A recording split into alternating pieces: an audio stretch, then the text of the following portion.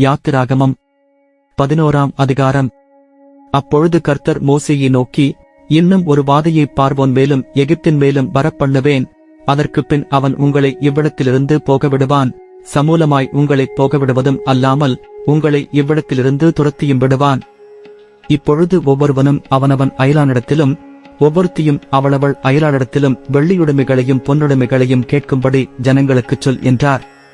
அப்படியே கர்த்தர் ஜனங்களுக்கு எகிப்தியரின் கண்களில் தயவு கிடைக்கும்படி செய்தார். மோசே என்பவன் எகிப்து தேசத்தில் பார்வோனுடைய ஊழியக்காரரின் பார்வைக்கும் ஜனங்களின் பார்வைக்கும் மிகவும் பெரியவனாயிருந்தான்.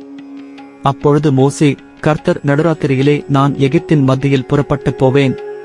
அப்பொழுது சிங்காசனத்தின் மேல் வீற்றிருக்கும் பார்வோனுடைய தலைப்பிள்ளை முதல் இயந்திரம் அரைக்கும் அடிமைப் பெண்ணுடைய தலைப்பிள்ளை வரைக்கும் எகிப்து தேசத்தில் இருக்கிற முதற்பேரனைத்தும் மிருக ஜீவன்களின் தலையீற்றனைத்தும் சாகும் என்று உரைக்கிறார் என்று சொன்னதுமன்றி, அதனால் எகிப்து தேசம் எங்கும் முன்னும் பின்னும் ஒரு காலம் உண்டாகாத பெரிய கூக்குரல் உண்டாகும். ஆனாலும் கர்த்தர் எகிப்தியருக்கும் யெசபேலருக்கும் பண்ணுகிற வித்தியாசத்தை நீங்கள் அறியும்படிக்கு யெசபேல் புத்திரர் அனைவருக்குள்ளும் மனிதர் முதல் மிருக ஜீவன்கள் வரைக்கும் ஒரு நாயாகிலும் தன் நாவை அசைப்பதில்லை. அப்பொழுது உம்முடைய ஊழியக்காரராகிய இவர்கள் எல்லாரும் என்னிடத்தில் வந்து பணிந்து, நீயும் உன்னை பின்பற்றுகிறவர்கள் யாவரும் புறப்பட்டு போங்கள் என்று சொல்லுவார்கள். அதன் பின் புறப்படுவேன் என்று சொல்லி உக்கிரமான கோபத்தோடே பார்வோனை விட்டு புறப்பட்டான்.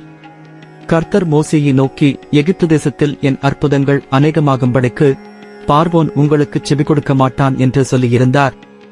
மோசேயும் ஆரோனும் இந்த அற்புதங்களை எல்லாம் பார்வோனுக்கு முன்பாகச் செய்தார்கள்.